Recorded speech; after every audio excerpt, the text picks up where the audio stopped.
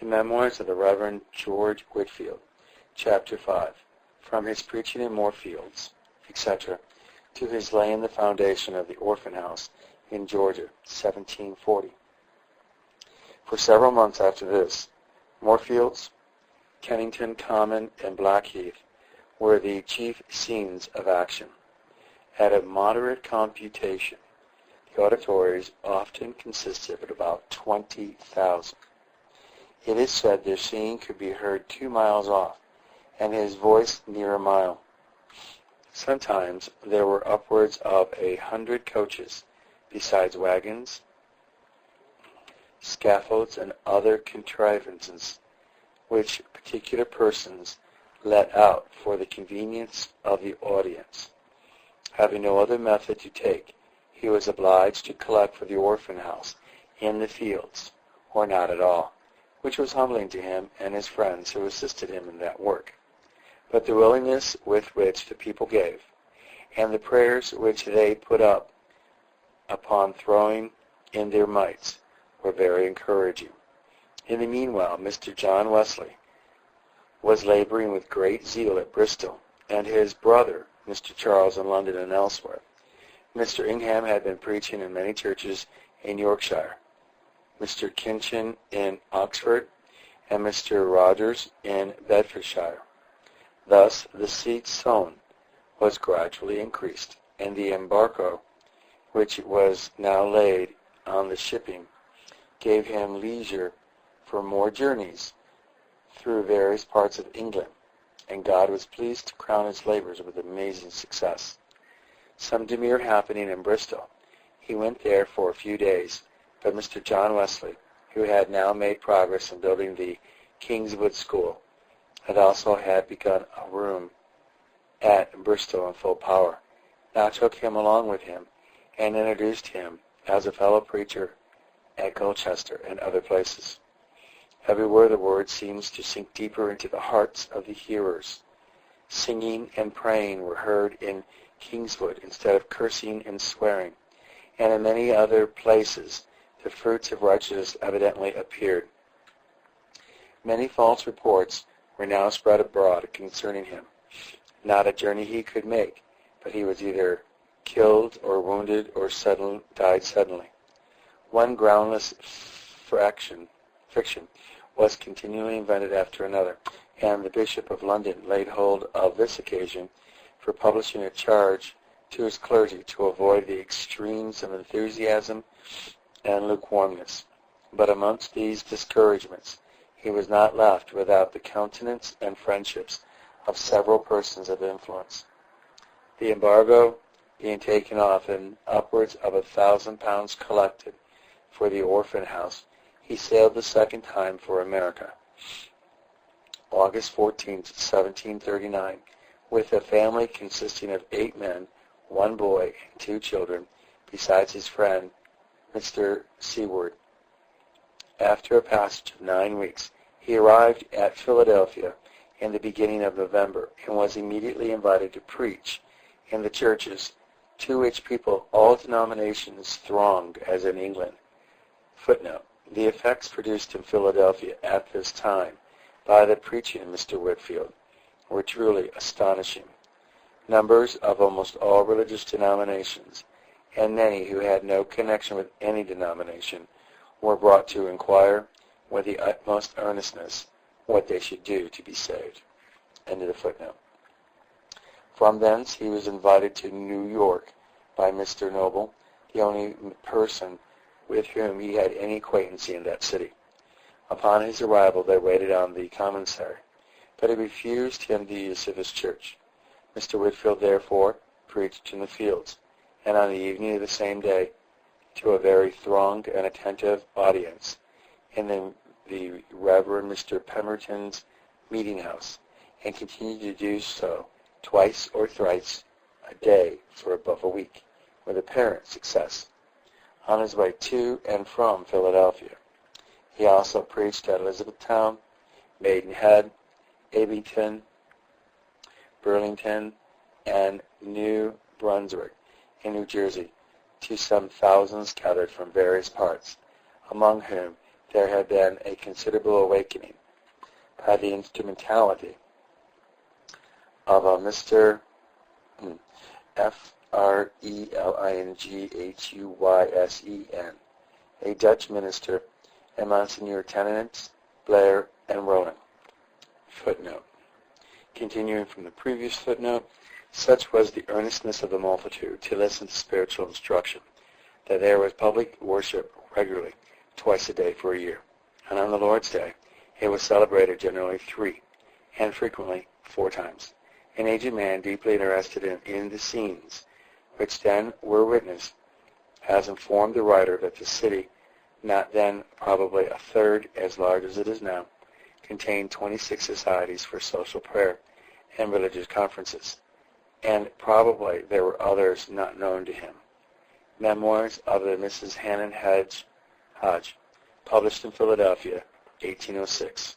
During his visit to Philadelphia, he preached frequently after night from the gallery of the courthouse in Market Street. So loud was his voice at that time that it was distinctly heard on the Jersey shore, and so distinct was his speech that every word he said was understood on board of the Scallop at Market Street Wharf, a distance of upwards of 400 feet from the courthouse. All the intermediate space was crowded with his hearers. This fact was communicated to the recorder of it by a gentleman lately deceased who was in the Scallop. End of the first footnote from the previous page. Footnote from this page. This truly pious and eloquent man, being invited to preach in the Baptist church, proclaimed the terrors of the divine law with such energy to those whose souls were already sinking into them that a few fainted away. On this occasion, however, his error was publicly corrected by the Reverend Gilbert Tennant, who, standing at the foot of the pulpit and seeing the effect it produced on the assembly, interrupted and arrested the preacher by his address. Brother Roland, is there no balm in Gilead? Is there no physician there? Mr. Roland, on this, changed immediately the terror of his address, and sought to direct to the Savior those who were overwhelmed with a sense of their guilt. But before this had taken place, numbers were carried out of the church in a state of insensibility. End of the second footnote. He had also the pleasure of meeting with the venerable Mr. Tennant, who, as well as his sons, and with Mr. Dickinson. Footnote. Mr. Tennant and his brethren in presbytery, indeed breeding up gracious youth for our Lord's vineyard. The place wherein the young men now study is a log house about 20 feet long and nearly as many broad. From this despised place 7 or 8 worthy ministers of Jesus have been sent forth, and a foundation is now laying for the instruction of many others. The work, I am persuaded, is of God, and therefore will not come to naught. Journals, November 22nd, 1739. This event has verified his judgment about this institution. It is now a large college at Princeton, New Jersey, and has already had many worthy presidents, some of whose names are well known in the learned world, such as Mr. Dickinson, Mr. Burr, Dr. Jonathan Edwards, Dr. Samuel Davis, Dr. S. Finley, and Dr. Witherspoon, men preeminent for mental endowments and acquisitions. End of the footnote.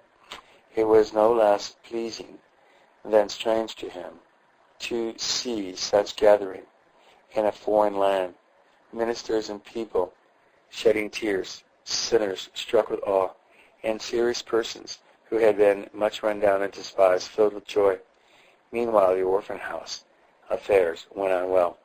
The cargo brought from England was sold for their benefit. A vessel was purchased, of which Captain Gladman was master, and a young man who had lately received serious impressions under Mr. Whitefield's preaching willingly offered himself as mate. Many little presents were made to his family for sea stores and the intended house. About the end of November he took his leave of his family and ordered them to proceed on their voyage to Savannah, while he himself with Mr. Seward and 2 more determined to go thither by land. numbers followed, some 20, some 60 miles out from Philadelphia. He preached at Chester, Wilmington, Newcastle, where he met on the way by Mr. Ross, minister of the place, Christian Bridge, and Whitley Creek, where Mr. William Tennant, whose meeting house is in the neighborhood, had erected a tent for him. Here he observed new scenes of field preaching, or rather preaching in the woods, open to him. At Whitley Creek, perhaps the congregation did not consist of less than 10,000. Earnest invitations were given him to come and preach elsewhere, which he had great encouragement to do, from the visible success of his labors, but he hastened to be with his family at Savannah. In his way thither, he also preached in Maryland, at Northeast and Joppa, and at Annapolis, the capital, where he was received with much civility by the governor, and at Upper Marlboro. In Virginia also he preached at Williamsburg, where he was courteously received by the governor and by Mr. Blair, the commissionary, where he speaks of whom he speaks of with great regard.